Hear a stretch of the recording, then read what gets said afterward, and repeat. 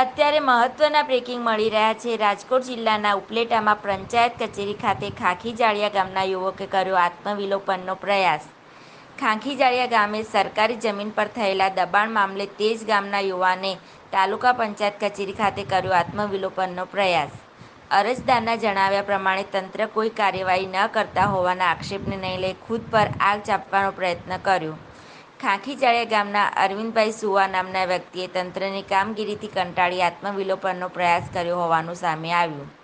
2 વર્ષથી કોઈ ધ્યાન ન આપતું હોય અને તંત્ર કોઈ કામગીરી કરતું ન હોય તેવા આક્ષેપને લઈને તાલુકા પંચાયત કચેરી ખાતે આત્મવિલોપન કર્યો। યુવકે પોતાના શરીર પર જ્વલનશીલ પદાર્થ છાંટી આત્મવિલોપનનો પ્રયાસ કર્યો હતો। તંત્રની કામગીરીથી કંટાળી આત્મવિલોપન કરતા કચેરી ખાતે અફરાતફરી મચી ગઈ હતી। તાલુકા પંચાયત કચેરી દ્વારા પોલીસને જાણ કરાતા યુવકની અટકાયત કરવામાં આવી।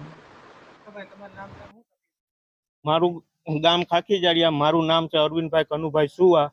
હું જે વિસ્તારમાં રહું છું એ વિસ્તારની અંદર રહેણાંક વિસ્તાર છે। રહેણાંક વિસ્તારની અંદર સરકારી જમીન ઉપર મોટું પાકું મકાન, ગોડાઉન, મોટા શટર વાળું ગોડાઉન ખડકી દીધું છે સરકારી જમીન ઉપર। નથી એના કોઈ આધાર પુરાવા કે નથી એની કોઈ મંજૂરી।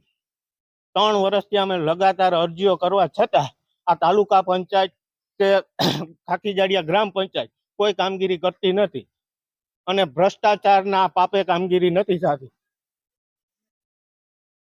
અમારી માગણી એ છે કે સરકારી જમીન ઉપર જે ગોડાઉન છે એ તાત્કાલિક હટાવવામાં આવે, નહીતર અમે જે આ પગલું ભર્યું છે એ મેં આત્મવિલોપનનો પ્રયાસ કર્યો છે। મેં પેટ્રોલ છાંટીને આત્મવિલોપન કરવાની કોશિશ કરી છે। મને આજે અરવિંદભાઈ કનુભાઈ સુવા અરજદાર ખાખીજાળિયાથી એણે તાલુકા પંચાયત કચેરીએ વારંવાર અધિકારીઓ પાસે ધક્કા ખાઈને કંટાળીને આત્મવિલોપન કરવાની કોશિશ કરી હતી। એને અમે અત્યારે રોકવામાં આવ્યા છે, બરોબર છે। અને આજે એનો પ્રશ્ન એ હતો કે અરજદાર અરવિંદભાઈ કનુભાઈ સુવા આજે 2.5 વર્ષથી 2 થી 2.5 વર્ષથી વારંવાર રજૂઆત કરે છે કે સરકારી જમીનમાં રહેણાંક વિસ્તારની અંદર કોમર્શિયલ ગોડાઉન ચાલે છે, તમે આના ઉપર એક્શન લ્યો। પણ છતાં કોઈ જાતની ઈ ગોડાઉન આજની તારીખમાં ઈ ગોડાઉન ધમધોકાર ચાલે છે અને ધમધોકાર આખું ગોડાઉન ભરેલું છે। અંદાજિત આ ગોડાઉન 200 થી 200 વાર જગ્યાની અંદર બનાવેલું ગોડાઉન છે, જેનું બાંધકામ પાકું બાંધકામ કરેલું છે, કોલમ બીમથી કરેલું છે, આગળ અંદાજિત 10-12 બાયનો શટર મૂકેલો છે। અવડું મોટું ગોડાઉન સરકારી જમીનમાં 2 વર્ષથી ધમધોકાર ચાલે છે। આજુબાજુના રહીશો કંટાળીને ત્યાંથી હિજરત કરવાની તૈયારીમાં છે, છતાં કોઈ અધિકારીનું પેટનું પાણી હલતું નથી। તકલીફ એ પડે છે કે ઈ સરકારી જમીનની અંદર આ કામગીરી કરે છે, એના ભારી વાહનો આવે છે, રસ્તો બ્લોક કરી દેવામાં આવે છે, એના ખુલ્લેઆમ દાદાગીરી કરવામાં આવે છે, એના વિડીયો વારંવાર અમે બતાવવામાં આવ્યા છે। અને બીજા નંબરની અંદર આજે સરકારી જમીન છે તો એના ઉપર કામગીરી કેમ ના થઈ અત્યાર સુધી? તો આ કોનો ભ્રષ્ટાચાર છે? કઈ કચેરીમાં તમે? અમે જિલ્લા પંચાયતમાં રજૂઆત કરી હતી, તાલુકા પંચાયતને રજૂઆત કરી, મામલતદાર સાહેબને રજૂઆત કરી, ડેપ્યુટી સાહેબને રજૂઆત કરી છે અને ઉપરની કક્ષાએથી આ લોકોને કામગીરી કરવા માટે લેટર પણ આપવામાં આવે છે, વારંવાર લેટર આપવામાં આવે છે, પરંતુ ખાખીજાળિયા ગ્રામ પંચાયત અને તાલુકા પંચાયત મળીને માત્ર ને માત્ર રોજ કામ કરે છે, ખોટા કાગળો કરે છે અને લટકાવવાની અને ભટકાવવાની કામગીરી કરે છે। ઉપરની કક્ષાએ સુધી સચોટ કામગીરી આ લોકો પહોંચાડતા નથી।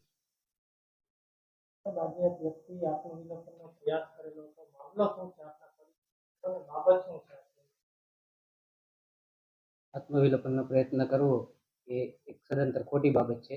નિયમ અનુસાર દરેક અરજદારે કામગીરી કરવી જોઈએ। તાલુકા પંચાયત પણ નિયમ અનુસાર કામગીરી કરતી હોય છે। એમાં મૂળ બાબતમાં ખાખીજાળિયા ગ્રામ પંચાયત બાબતનો દબાણનો પ્રશ્ન છે, એ બાબતે અત્રેથી નિયમ અનુસાર દરેક પ્રકારની કાર્યવાહી કરવામાં આવી છે અને એ પ્રમાણે અમે આગળ વધી રહ્યા છીએ। બાબત છે કે એમનો સર્વે નંબર 4-1 અને 4-2 પૈકી જે પ્રાંત અધિકારી સાહેબે નવા ગામદળમાં જમીન નીમ કરેલી હતી તેમાં એમના દબાણની રજૂઆત છે, એ બાબતે આગળની કાર્યવાહી કરવામાં આવી રહી છે। તો ગ્રામ પંચાયત દ્વારા એ લોકોને નિયમમાં કાંઈ કાગળ તમને લોકોને લખીને આપી દીધા છે? ગ્રામ પંચાયત ઠરાવ કરેલો છે જે ગ્રામ પંચાયત અસંમત છે, પરંતુ એ ઠરાવ રદ કરવા પાત્ર હોય અમે આગળની કાર્યવાહી કરી રહ્યા છીએ. તો તલાટી દ્વારા લખીને આપવામાં આવે છે છતાં કેમ રદ કરવામાં? તલાટી દ્વારા લખીને આપવામાં આવેલ છે તે ગ્રામ પંચાયત સાથે સહમત નથી, ઠરાવ સાથે સહમત નથી એવું તલાટી દ્વારા લખીને આપવામાં આવ્યું છે. એટલે તલાટી તકમ મંત્રી છે એ એમના દ્રષ્ટિએ યોગ્ય કાર્યવાહી નિયમ અનુસાર કરેલ છે. તલાટીની દ્રષ્ટિએ યોગ્ય છે તો આપણે સ્થળ તપાસ કરીને ખરાઈ કરેલી છે ખરી? પ્રથમ કોઈ પણ દબાણ દૂર કરવું એટલે ગ્રામ પંચાયતની દબાણની ગુજરાત પંચાયત અધિનિયમ 1993 ની કલમ અંતર્ગત 105 અંતર્ગત ગ્રામ પંચાયતની જવાબદારી આવે છે અને આ અનુસાર જીઆર ઠરાવો કાયદા અને વિકાસ કમિશનર તરફથી પરિપત્રો થયેલ છે. એટલે ગ્રામ પંચાયત દબાણની કાર્યવાહી દૂર કરવા માટે સક્ષમ છે. 3 વર્ષથી હેરાનગતિ થઈ રહી હોવાનું જે અરજદાર જણાવે છે. 3 વર્ષથી મારી અહીંયા માર્ચ મહિનામાં મારી જ્યારે બદલી થઈ ત્યારે આચારસંહિતાનો સમય બાદ કરતા દરેક પ્રકારની કાર્યવાહી મારા તરફથી કરવામાં આવેલ છે. સાહેબ, આની પહેલા પણ ગ્રામ પંચાયત દ્વારા નોટિસ આપવામાં આવી જે હતી? તે અધિકારી જે તે સમય હોય એનો તમારે જવાબ મેળવવો જોઈએ. બાકી મારા આવ્યા પછી મેં દરેક પ્રકારની કાર્યવાહી કરેલ છે. તો આપ આમાં હવે નિષ્ક્રિય ટૂંકમાં નિષ્પાક્ષ રીતે કામગીરી કરીને ન્યાય અપાવશો? તમે આગળના મારા દ્વારા થયેલા કાગળો જોઈ શકો છો અને તમે જાતે નિર્ણય લઈ શકો છો કે નિષ્પક્ષ કે નિર્લેપ કાર્યવાહી થઈ છે કે નહીં એ તમારી જાતે નક્કી કરવાનું છે. અમે નિયમ અનુસાર કાર્યવાહી કરી રહ્યા છીએ.